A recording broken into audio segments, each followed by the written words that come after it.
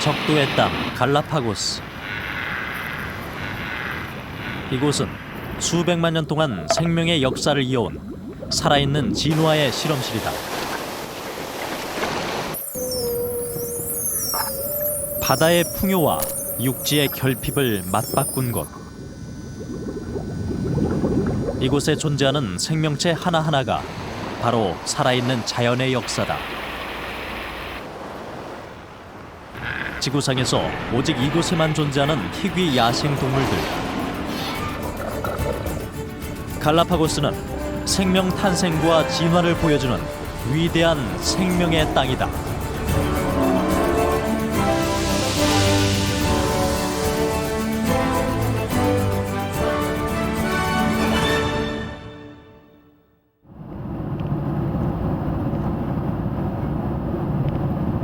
스페인어로 적도를 뜻하는 남미 에콰도르.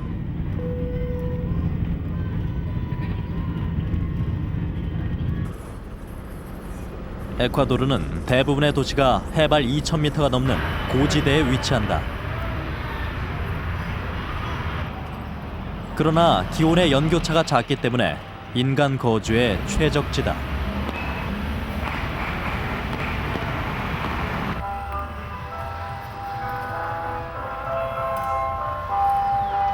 수도 키토에는 18세기 적도선을 찾은 프랑스 학자들이 세운 적도탑이 있다.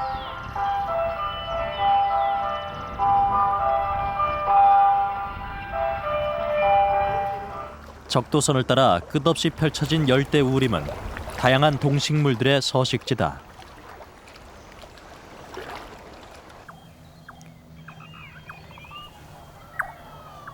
덕분에 에콰도르는 세계에서 가장 많은 생물종들이 사는 나라 중에 하나다.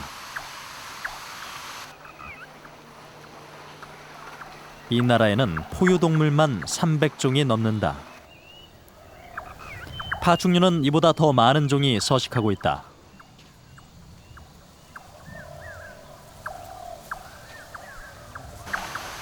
그린 이구아나는 이곳에 살고 있는 대표적인 파충류다.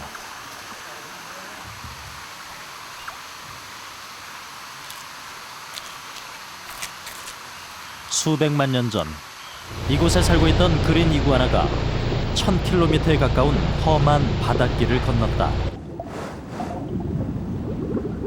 그리고 이 고립된 섬에서 생명의 역사가 파노라마처럼 펼쳐졌다.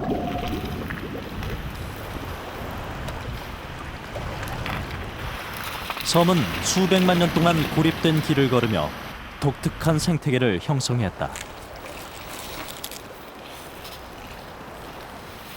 생명의 탄생과 진화를 보여주는 곳, 갈라파고스. 이 살아있는 진화의 실험실을 보기 위해 해마다 수많은 관광객들은 이곳을 찾는다.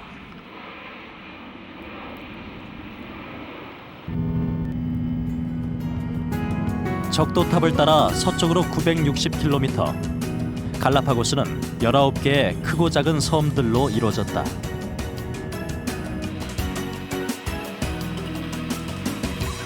이곳의 관광 사업은 해마다 10% 이상씩 증가하고 있다. 작년 12만 5천 명의 관광객이 이곳을 찾았고 그중 9만 명 이상이 외국인 관광객들이다. 공항 출입국 시 검역이 철저한 것은 관광객들이 무심코 들여온 외래 동식물들로 인해 섬의 생태계가 위협받지 않도록 하기 위한 최소한의 안전 조치다.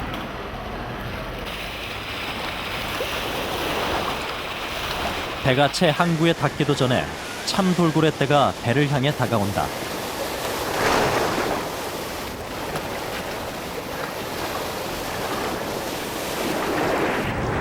물살을 가르며 날렵한 몸체가 솟아오른다. 돌고래는 장난을 좋아한다. 배가 이동하는 내내 녀석들은 앞서거니 뒤서거니 하며 물살 타기를 즐긴다. 수면 가르기는 돌고래가 즐기는 놀이 중에 하나다. 물의 저항을 줄이면서 동시에 에너지를 효율적으로 사용하는 모습의 전형을 보여준다. 고래는 성대가 없지만 소리를 낸다. 돌고래가 내는 휘스름은 의사소통을 위한 음파다. 갑자기 참돌고래떼가 흩어진다.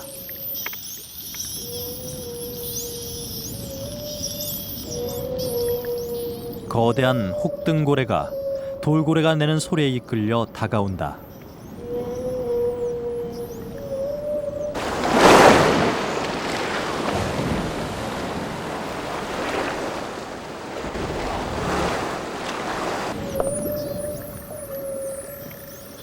혹등고래에게는 돌고래떼가 즐거운 놀이 대상이지만 돌고래는 귀찮기만 하다.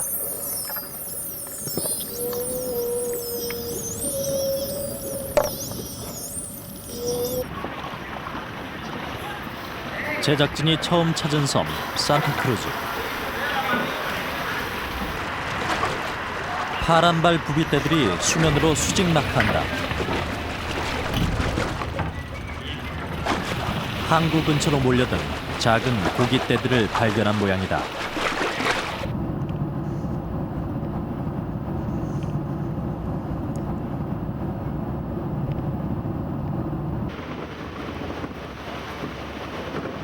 산타크루즈 섬의 정상 초원지대에는 갈라파고스를 대표하는 동물이 살고 있다.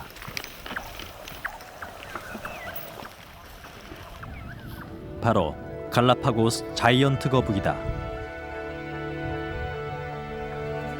둥지에서 낮잠을 즐기다 더위에 지치면 녀석은 물웅덩이를 찾는다.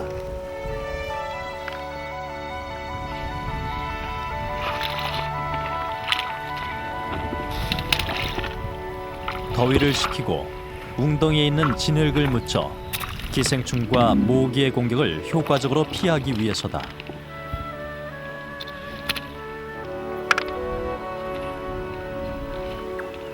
거북은 한 번에 10리터 이상의 물을 들이마신다. 그리고 그 엄청난 물을 방광과 세포 조직에 저장한다. 갈라파고스 자이언트 거북은 파충류계의 낙타다. 옐로우 워블러도 더위를 식히기 위해 이곳을 찾았다. 목을 축이러 물웅덩이를 찾은 핀치. 거북의 기생충을 잡아먹고 싶어 기다리지만 자이언트 거북은 미동도 하지 않는다. 거북이는 무언가에 예민해지면 머리와 다리를 움츠리는 특징이 있다.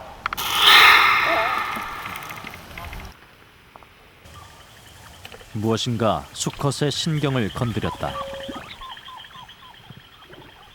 암컷이 나타난 것이다.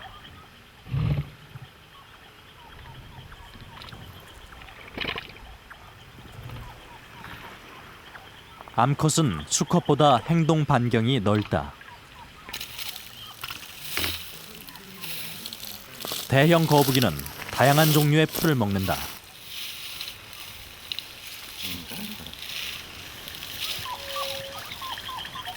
최근에는 관광객이나 이 섬의 농부가 들여온 구아바 열매도 이들의 주요 먹이가 되었다.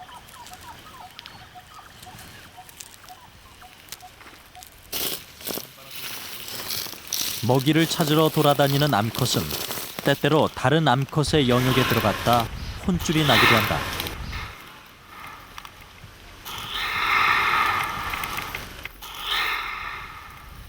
상대적으로 몸집이 작은 암컷이 황급히 자리를 벗어난다.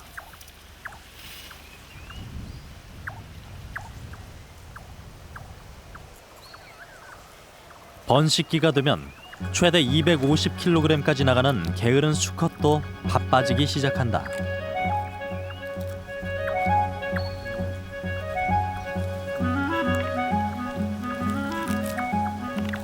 수컷은 암컷을 찾아 배회하다 상대를 만나면 즉각 짝짓기를 시작한다.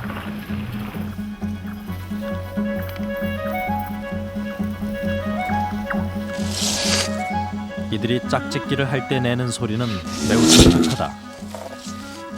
마치 황소의 울음소리와 같다.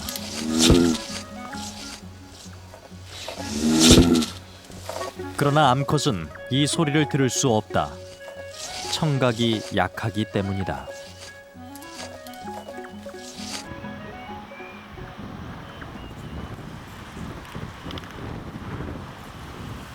갈라파고스의 육지에는 먹잇감이 풍부하지 못하다. 육지 이구아나는 이곳에서 살아남기 위해 스스로를 변화시켜야 했다. 이들이 선택한 먹이는 바로 선인장의 잎과 열매다.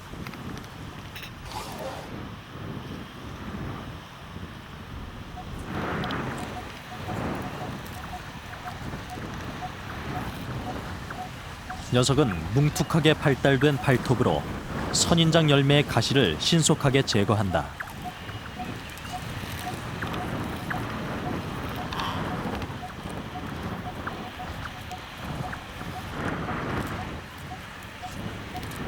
잘 발달된 턱은 딱딱한 열매를 씹어 삼키기에 적당하다. 선인장을 먹기 위해 발톱과 턱을 진화시킨 결과다.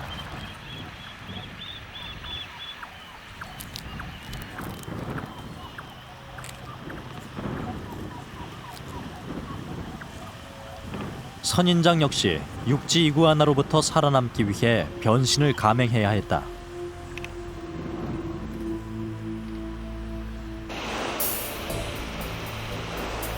식성 좋은 이들 포식자 때문에 점차 번식에 차질을 빚자 선인장은 줄기를 발달시켜 나무처럼 자라기 시작했다.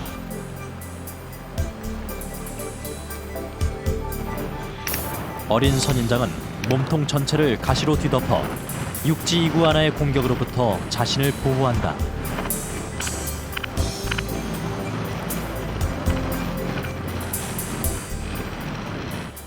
그러나 자라면서 가시는 사라진다. 육지 이구아나가 끈질기게 선인장 밑에서 무엇인가를 기다린다. 바로 선인장 핀치다.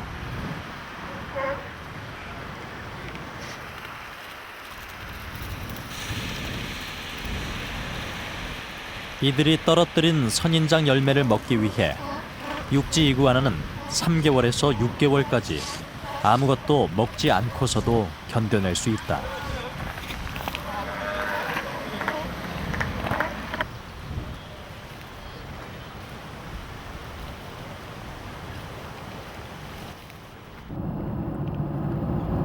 바로 톨로메 섬은 100만 년 전에 생겨났다. 비교적 젊은 축에 속하는 이 섬은 갈라파고스가 어떻게 생겨났는지를 보여주는 생생한 표본이다.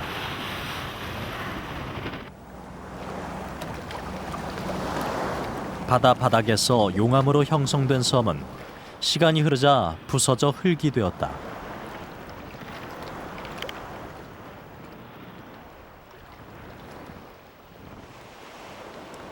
바로 어제쯤 용암이 분출된 것처럼 보이는 지형과 군데군데 분화구가 있는 이 섬의 모습은 마치 달 표면처럼 보인다.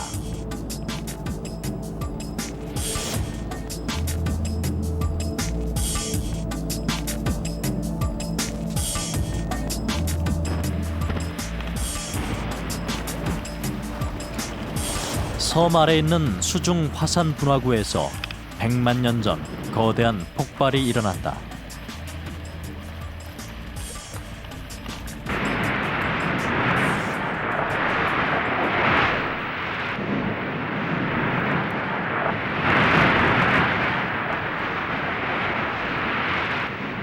흘러내린 용암을 식힌 것은 파도와 시간이다.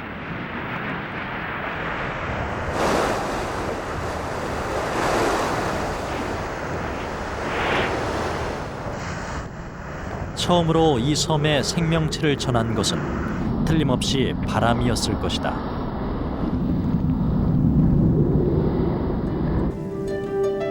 많은 식물의 씨는 오랫동안 소금물 속에 잠겨 있다가 가까스로 살아남을 수 있었다. 어떤 식물의 포자는 바람을 타고 왔다. 점차 이 황량한 섬에도 생명이 자라게 된 것이다.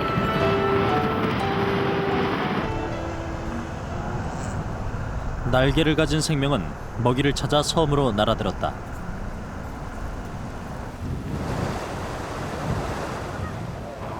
북미에서 날아와 갈라파고스에 정착한 홍학. 섬 안쪽에 형성된 석호는 그들의 먹이터다.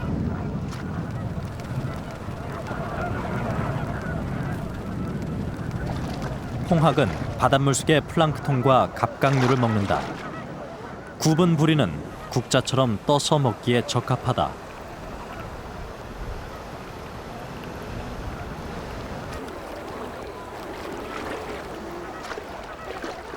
홍학은 성장할수록 몸이 붉게 변한다.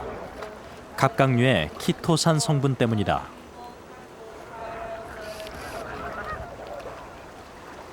천적이 없는 고립된 섬에서 새들은 굳이 날개를 사용할 필요가 점차 없어지게 됐다. 날지 못하는 가마우지는 비행 능력을 상실했다. 포식자가 없고 특별히 날 필요도 없기 때문이다. 꼬리와 발은 물에서 움직이기 좋게 진화했다.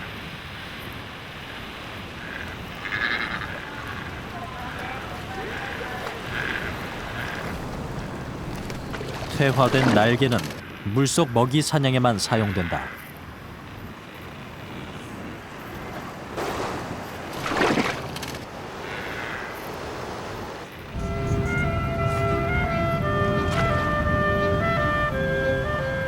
날지 못하는 가마우지의 구애 행동은 독특하다. 수컷이 먹이를 물고 암컷에게 다가가 부리를 치켜 세우며 춤을 춘다. 교감을 나눈 수컷은 목에서 물고기를 꺼내 암컷에게 전달한다.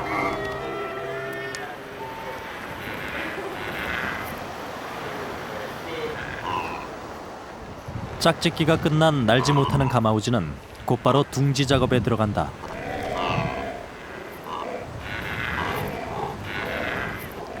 수컷이 해초를 물어오고 암컷은 둥지를 만들어간다. 해초는 암컷을 위한 선물이자 집의 재료다.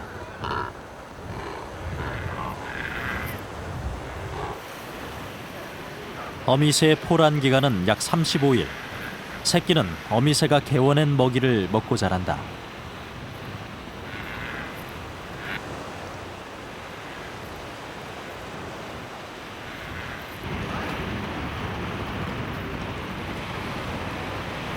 날지 못하는 대표적인 새는 펭귄이다. 갈라파고스 펭귄은 키가 35cm에 불과한 작은 종이다.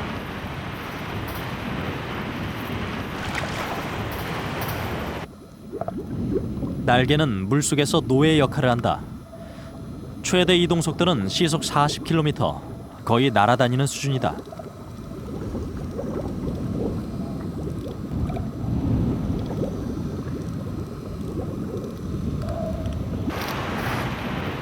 갈라파고스 펭귄은 사회성이 강하고 집단 사냥을 즐긴다.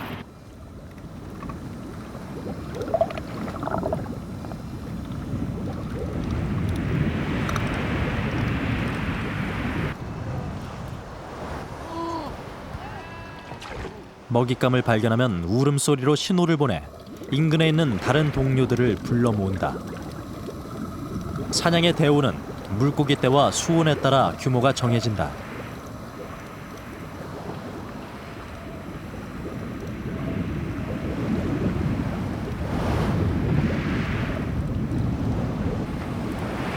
갈라파고스 펭귄의 먹이 사냥은 입체적이다.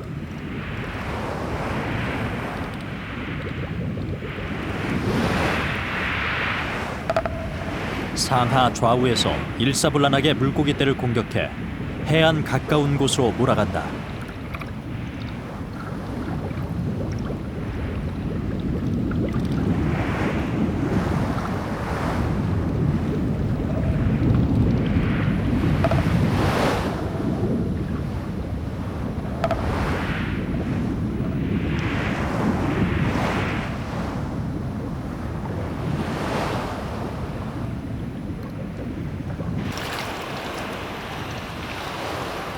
갈라파고스 펭귄은 적도에 분포하고 열대 홍수림의 둥지를 트는 유일한 종이다. 현재 이곳에는 4천여 마리가 남아있는데 한류가 흐르는 차가운 바다와 뜨거운 육지 두 가지 환경에 적응한 것이다.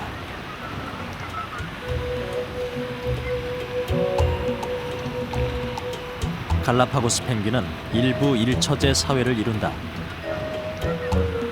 수컷이 사냥을 마치고 돌아오면 암컷이 마중 나온다. 평생 짝을 바꾸지 않고 암수 간의 유대가 강하다.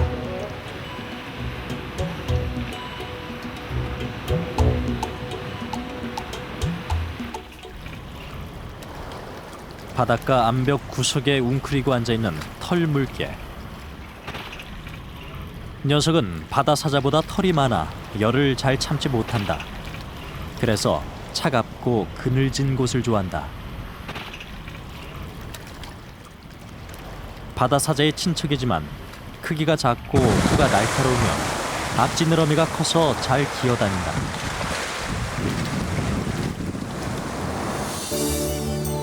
털물개를 갈라파고스에 오게 한 것은 해류였다. 남미 서쪽 해안에는 홈볼트 한류가 흐른다. 남극 쪽에 사는 물개와 펭귄이 한류를 타고 올라왔고, 중미 대륙에서는 자이언트 거북, 핀치 등이 건너왔다. 그리고 북미 대륙에서 바다 사자가 건너와 갈라파고스는 살아있는 자연의 실험장이 된 것이다.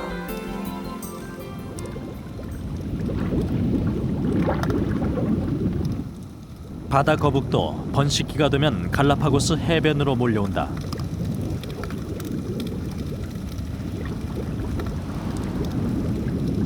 등딱지 길이가 1m가 넘고 몸무게가 100kg에 이르는 바다 거북은 주로 해조류를 뜯어먹고 살아간다.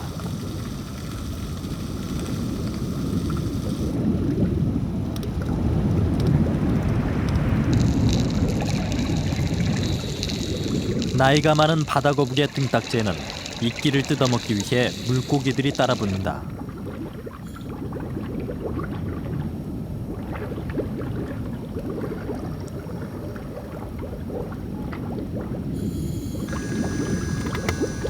바다 거북의 짝짓기는 긴 여정과 경쟁을 수반한다.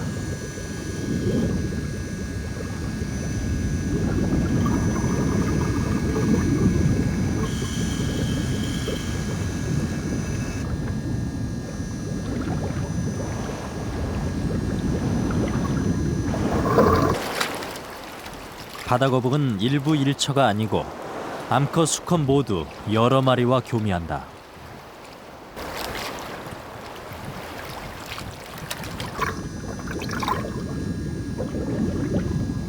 교미가 시작됐다. 바다 거북은 암컷이 더 크기 때문에 수컷은 다리로 암컷을 꽉 붙잡고 암컷에게 수영을 맡긴다.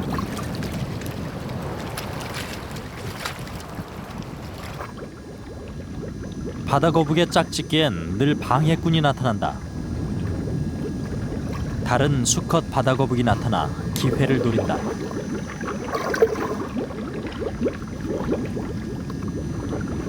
암컷은 번갈아 가면서 수컷과 교미한다.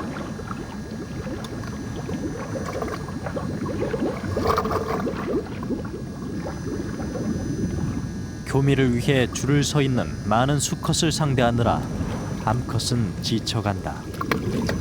교미가 끝나면 수컷은 먹이를 찾아 자리를 뜬다. 바다거북은 아직 완벽하게 바다에 적응한 종이 아니다. 그래서 알을 낳기 위해서는 육지로 올라와야 한다.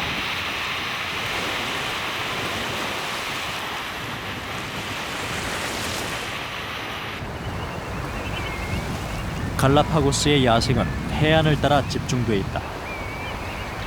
작은 도요들은 파도를 피해가며 먹이를 찾는다.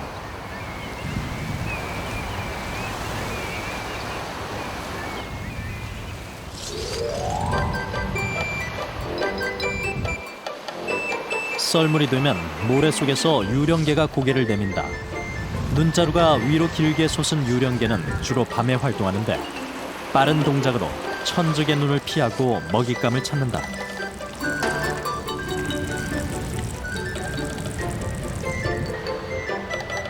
유령개는 영역을 지키는 본능이 강하다. 모래를 모아 영역을 표시하고 침입자가 나타나면 다리를 뻗어 경계 자세를 취한다.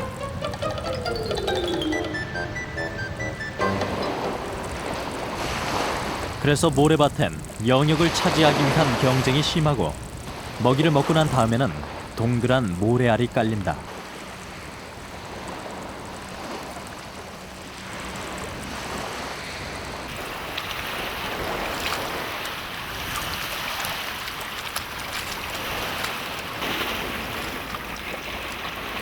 해안의 화산암 지형에는 셀릴라이트풋 개가 산다.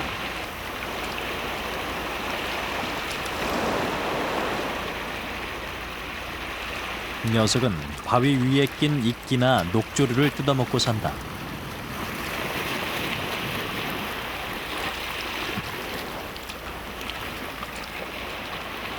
영역 싸움에서 밀려난 셀릴라이트풋 개를 노리는 것은 용암 외가리.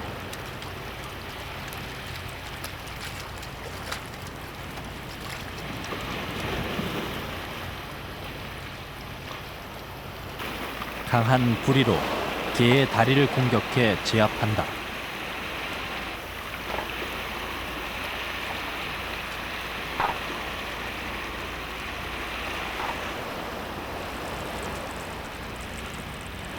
바위에 사는 개의 먹이 경쟁자는 바다 이구아나다. 바다 이구아나 역시 바위 위에 붙은 녹조류를 먹고 산다. 녀석은 차가운 바다에서 먹이를 찾는다. 파도에 견딜 수 있는 것은 강한 발톱으로 바위를 꼭 붙잡을 수 있기 때문이다.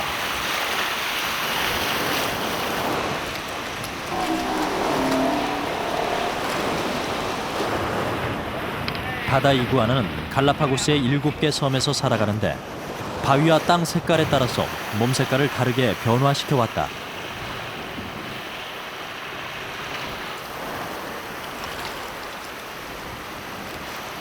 바다 이구아나는 변온 동물이어서 체온을 유지하기 위해 바위에서 일광욕을 즐긴다.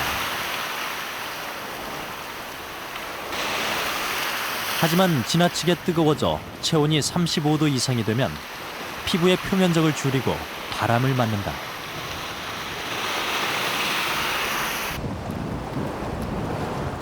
평소에는 체온 유지를 위해 서로 붙어 있지만 번식기가 되면 갈라진다.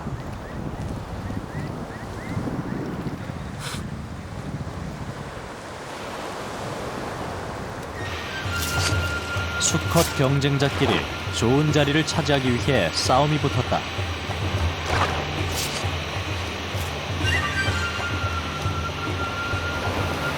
바위에서 시작된 자리 싸움은 물속에서도 계속된다.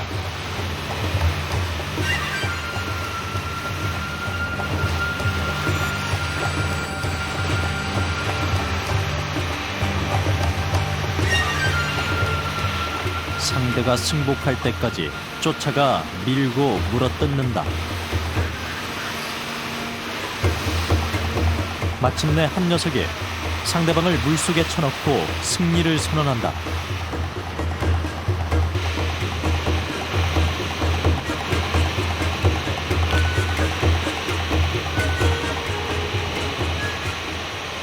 싸움에 이긴 수컷은 물에서 멀리 떨어진 좋은 자리를 차지하고 암컷을 기다린다.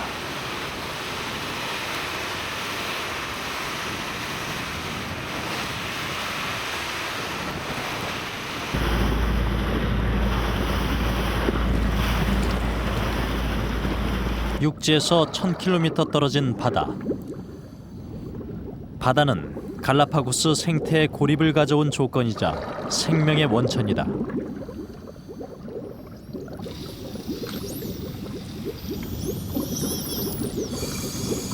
돌고래 한 마리가 나타났다. 녀석은 귀여운 외모와는 달리 바다의 거친 사냥꾼이다.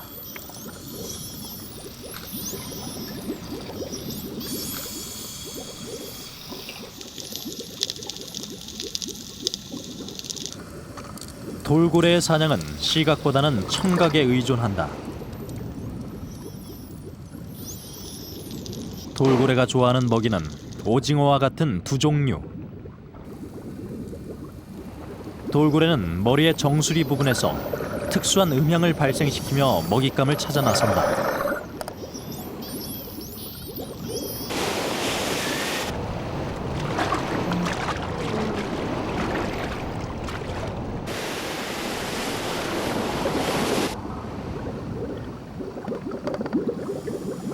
갈라파고스 바다에 나타난 거대한 움직임, 고래상어다.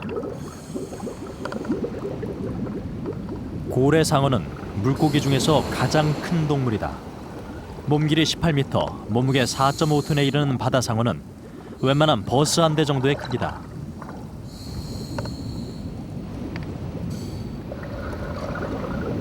거대한 몸집과는 달리 바다상어는 온순하다.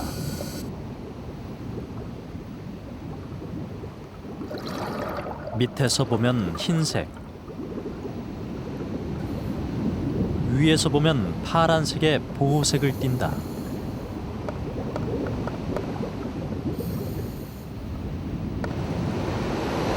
바다상어는 거대한 입을 벌려 플랑크톤이나 작은 물고기를 잡아먹고 물은 아가미로 내보낸다.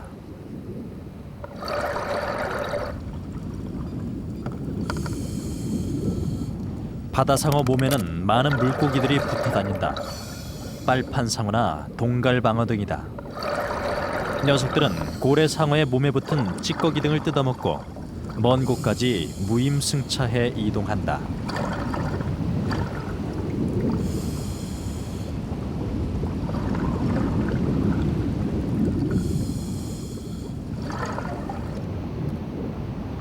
망망대해의 작은 섬은 물고기들의 은신처이자 산란터다.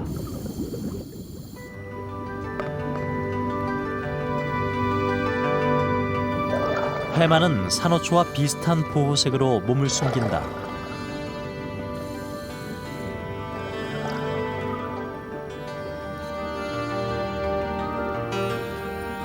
성게의 가시 밑에는 작은 물고기가 있다.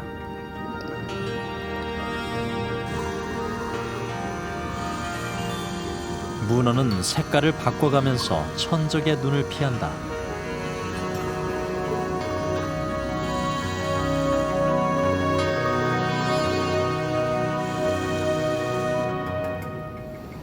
산호초의 코브라라고 불리는 곰치.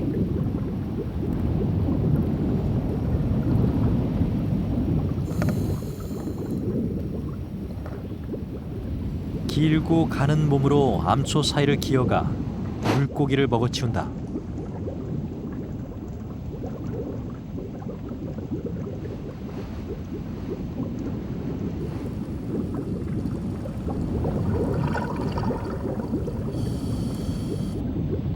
암초 밑에서 상어 한 마리가 발견됐다.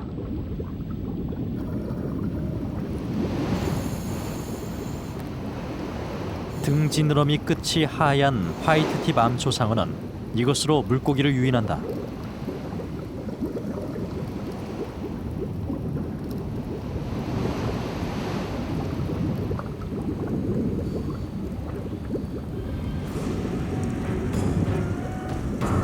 상어는 갈라파고스 바다를 지배하는 최상위 포식자다.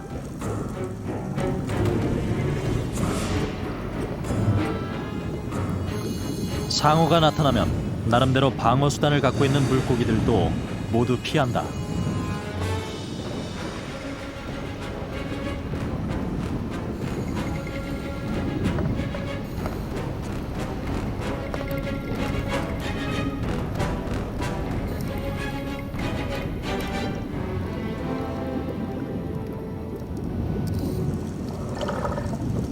상어는 후각과 청각 등 감각기관을 총동원해 사냥한다.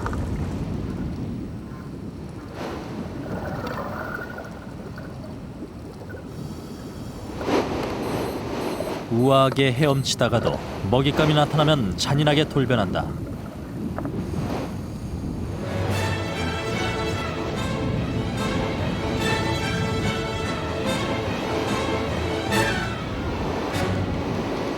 혼비백산한 물고기들은 때로 뭉쳐 둥근 원을 만들고 포식자의 눈을 교란한다.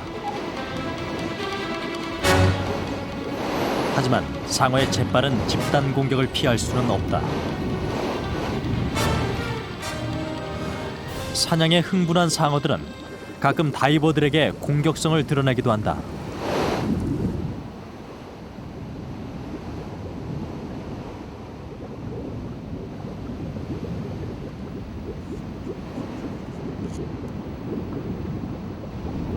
귀상어는 상어류 중에서 가장 진화한 종이다. 망치 모양의 머리는 여러모로 쓸모가 많다. 위아래로 이동하는 데 쓰고 때로는 사냥감을 때리는 데도 사용한다.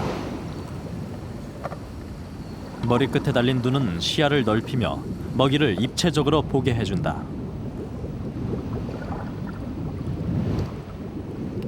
가오리와 상어는 가까운 친척벌이다. 딱딱한 뼈를 가진 다른 물고기와 달리 상어처럼 연골 어류에 속한다.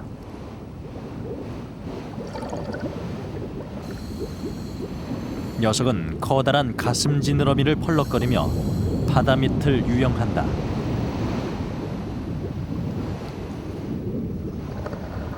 납작한 몸을 모래 밑에 숨기고 조개 등을 기다려 잡아먹는다.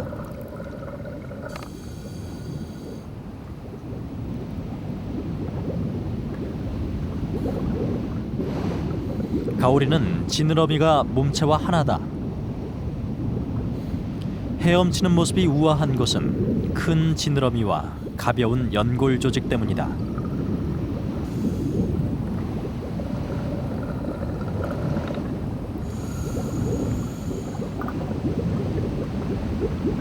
쥐가오리는 가오리 중에서 지느러미가 가장 크다. 지느러미를 쫙 편 길이가 7m에 이른다.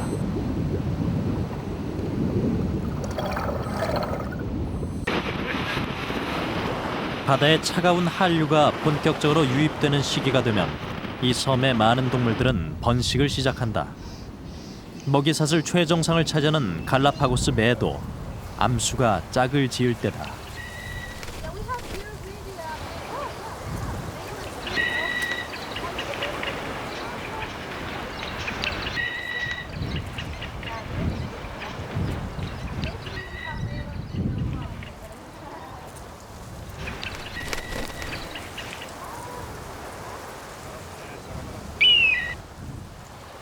번식기에 접어들면 수컷매는 바빠지기 시작한다. 암컷과 새끼를 위해 먹이 사냥을 해야 하기 때문이다.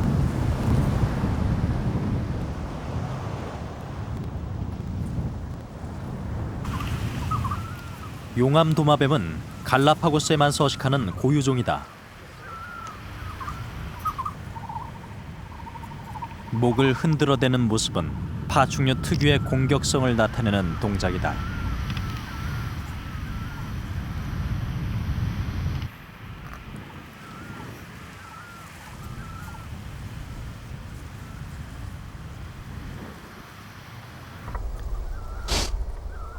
매가 자신들을 노리는 줄도 모르고 도마뱀은 서로 영역 다툼이 한창이다.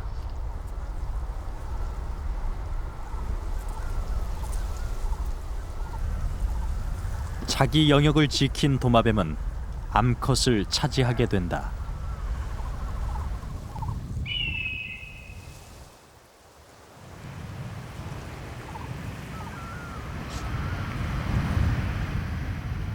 쫓겨난 도마뱀이 식물 잎을 따먹다가 매의 공격 낌새를 알아냈다. 매는 본격적인 추적을 시작하고 도마뱀은 발걸음을 재촉한다.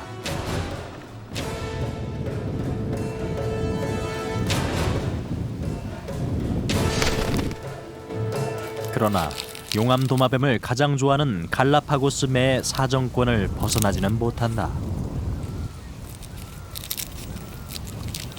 매의 무기는 역시 날카로운 발톱.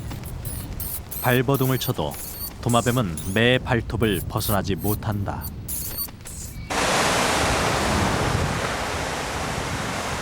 브라운 펠리칸이 바다를 향해 무언가를 노린다.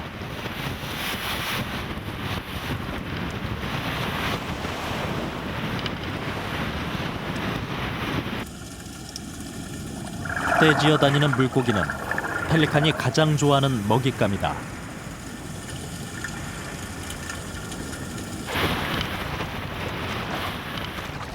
낮게 날아 수중의 물고기를 살피고 순식간에 사냥을 한다. 먹성 좋은 어린 펠리칸은 어미가 잡아온 물고기를 남김없이 먹는다. 5월이면 집중적으로 산란을 시작하는 물고기들 덕분에 브라운 펠리칸은 어렵지 않게 새끼들에게 줄 먹잇감을 얻을 수 있다.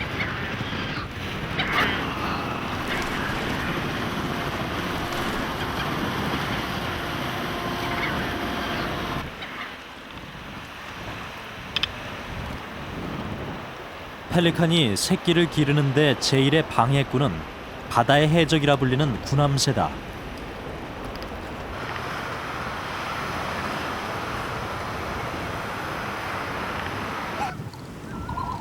이들은 다이빙 능력이 떨어져 남이 잡은 물고기를 빼앗아 먹는다. 펠리칸이 목주머니를 먹이 저장에 사용하는 것과는 달리 군함새의 목주머니는 다른 역할을 한다. 선명한 붉은 빛의 목주머니는 암컷을 유혹하는 가장 강력한 도구다.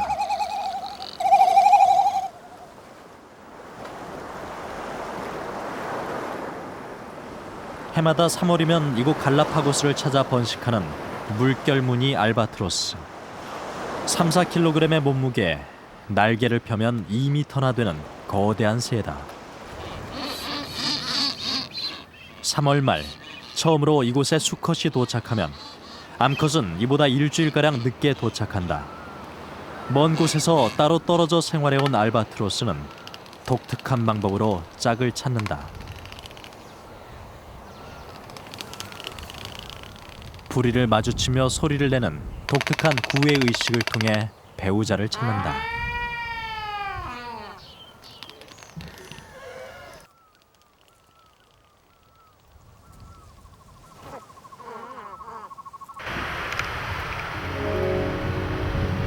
알바트로스는 금술이 좋다.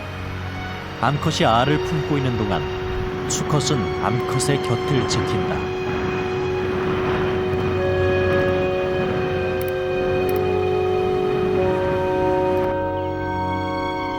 알바트로스는 한 번 배우자를 정하면 평생 동안 한 배우자와 짝짓기를 한다.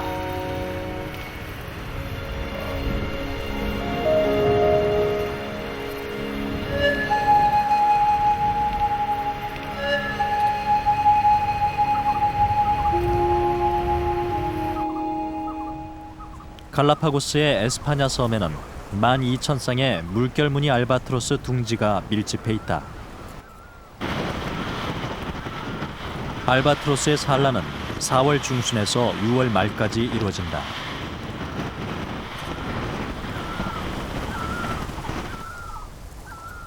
새끼의 모습은 귀족풍의 점잖은 어미 모습과는 딴판이다.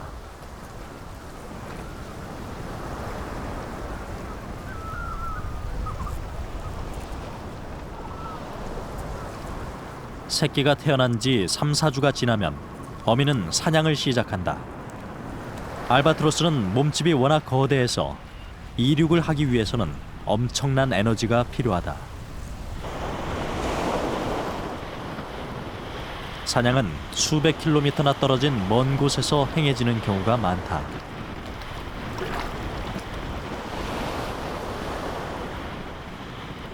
어미가 사냥을 위해 나가 있는 동안 새끼는 지루하고도 배고픈 시간을 인내해야 한다.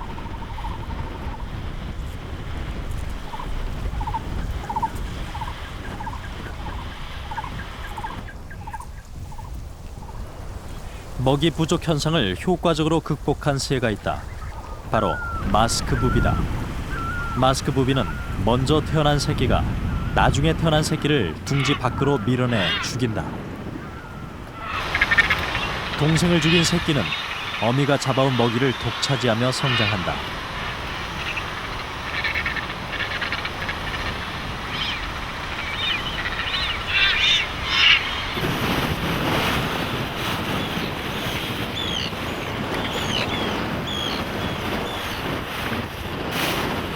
제비꼬리 갈매기는 살아남기 위해 다른 방법을 택했다.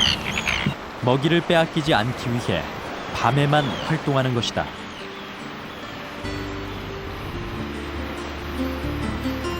이 새는 갈라파고스에만 서식하는데 빨간 발과 진홍색의 눈 주위로 인해 갈매기 종류 중 가장 아름다운 종의 하나로 평가된다. 이들의 커다란 진홍색 눈 테두리는 밤 사냥에 알맞게 진화했다.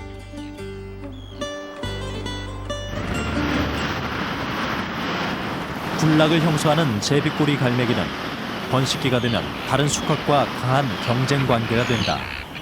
자신의 영역에 들어온 다른 수컷은 모두 쫓아낸다.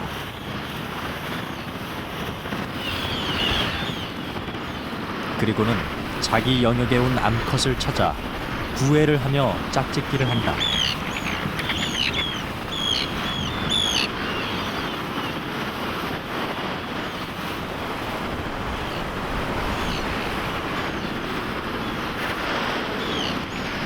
제비꼬리 갈매기는 다른 종류 갈매기와는 달리 오직 한 개의 알만 낳는다. 적게 낳아 잘 기른다는 번식 전략 탓이다.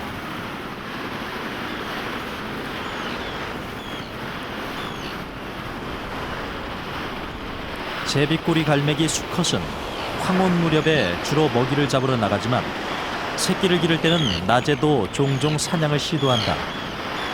하지만 바람과 거친 파도 때문에 어미의 먹이 사냥은 쉽지 않다.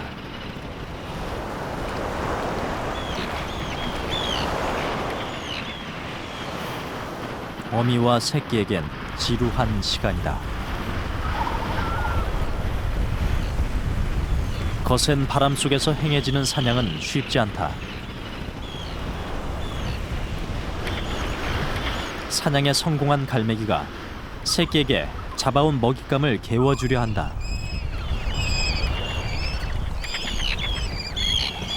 그러나 사냥에 실패한 이웃집 갈매기 때문에 이마저도 쉽지 않다. 먹이를 본 다른 녀석이 호시탐탐 먹잇감이 새끼에게 넘어가는 그 순간을 노리기 때문이다.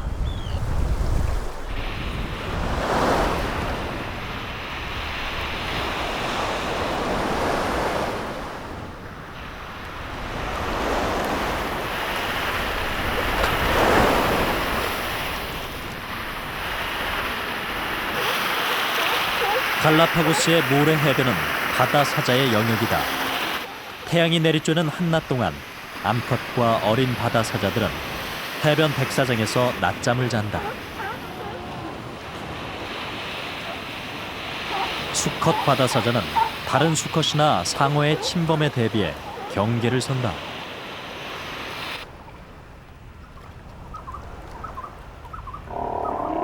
상어는 바다사자 최고의 천적이다.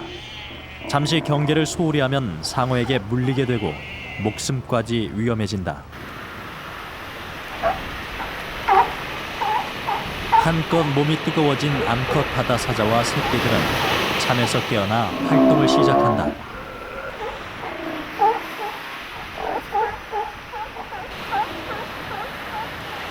이들 암컷과 새끼들이 어떤 행동을 벌일지 몰라 수컷은 불안해진다.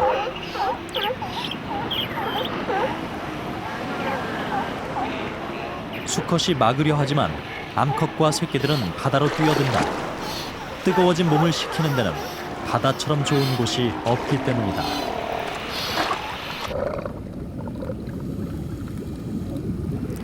바다사자 암컷과 어린 새끼들은 수컷과 달리 사교적이고 호기심이 많아 장난을 좋아한다.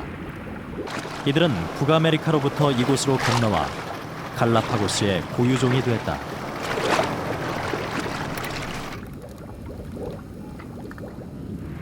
어린 새끼들은 바닷속 깊은 곳까지 들어가지 못할 뿐 아니라 어미와 멀리 떨어지지도 않는다. 수컷은 높은 곳에 올라가 암컷과 어린 새끼들을 보호하고 경계하기 위해 위치를 바꿨다.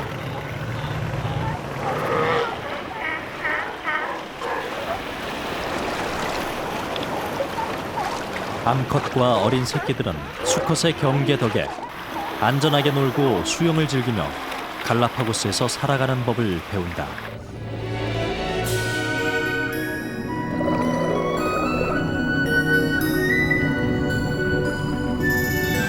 갈라파고스 해안에는 약 5만 마리가량의 바다 사자가 살고 있다.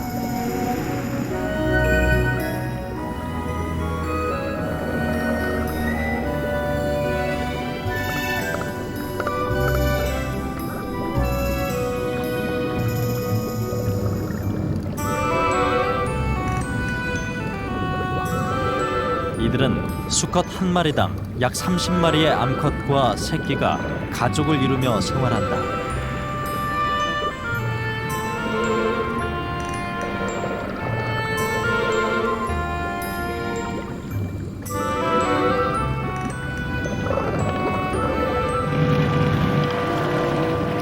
사냥자들과 수많은 싸움을 치르고 이곳을 지켜낸 수컷은 사람의 접근에 위협적인 모습을 취하기도 한다. 섬 건너편 화산암으로 이루어진 바위 해안 지역은 바다사자 무리가 서식하기엔 적당치 않은 곳이다. 지형도 험하고 수십 마리의 가족이 함께 할 공간이 마땅치 않기 때문이다. 그래서 이곳은 젊은 수컷 바다사자나 나이 먹은 호라비 바다사자들의 영역이다.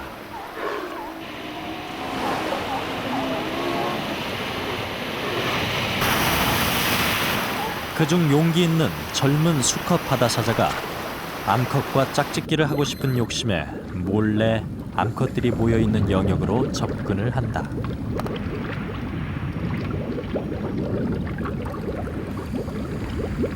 바다사자는 가족애가 강하고 우두머리 수컷을 따르는 성향이 강하다.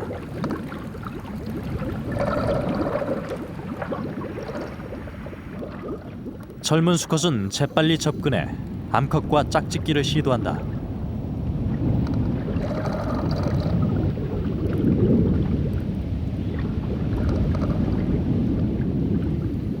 급작스럽게 시작된 짝짓기여서 암컷의 반항이 만만치가 않다.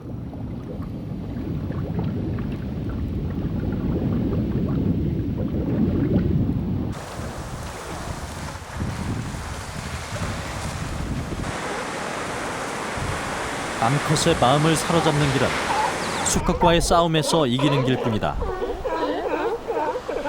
용기를 낸 젊은 수컷은 이곳의 터줏대감과 싸움을 시작한다.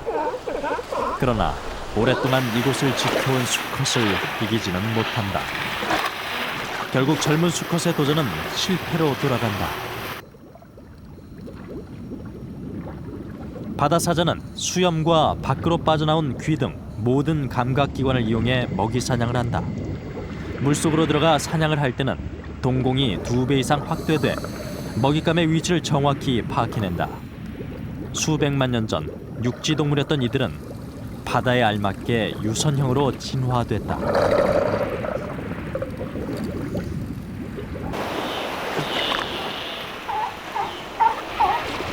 어린 바다사자에게 어미의 존재는 절대적이다. 물에서 놀다가 배가 고파 해안으로 나온 어린 바다사자는 어미를 찾는다. 어미를 찾는 새끼는 소리와 냄새로 서로를 확인할 수 있다. 어미는 다른 새끼 사자에게 그리 친절하지 않다. 때론 위협적인 모습으로 쫓아내기도 한다.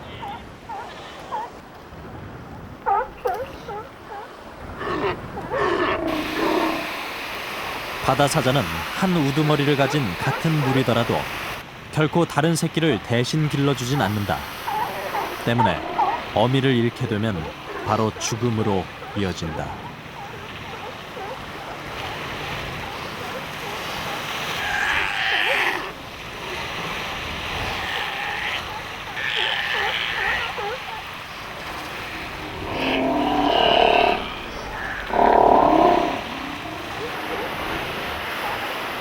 어미를 찾기 위해 어린 바다사자는 온 섬을 헤매고 다닌다.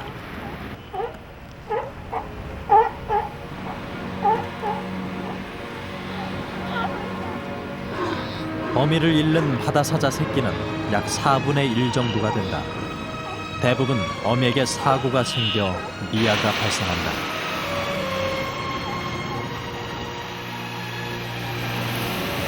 이제 어린 바다사자의 운명은 오직 하나. 어미가 사냥을 위해 바다에 있기만을 기대하는 것이다.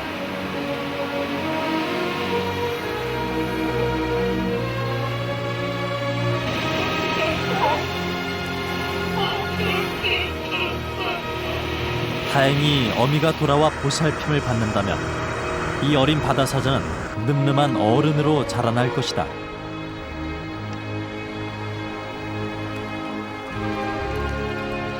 바다사자가 어미의 보호를 벗어나는 것은 생후 약 5개월 후다. 그 미완성의 5개월이 지나면 어린 바다사자는 제 어미가 그러하듯 진화의 섬 갈라파고스 바다의 새로운 지배자가 될 것이다.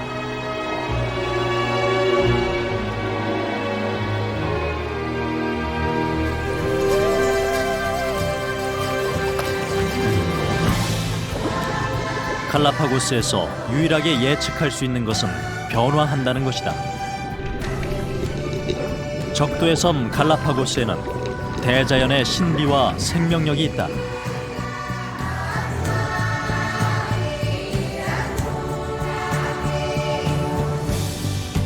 살아남기 위해서 스스로를 변화시킨 위대한 생명체들. 갈라파고스에는 경쟁과 공존, 적응과 대결 속에 살아남은 생명의 비밀이 녹아있다. 생존을 위한 도전과 기회의 땅. 갈라파고스. 이곳은 인류의 영원한 실험실이자 위대한 생명의 땅이다.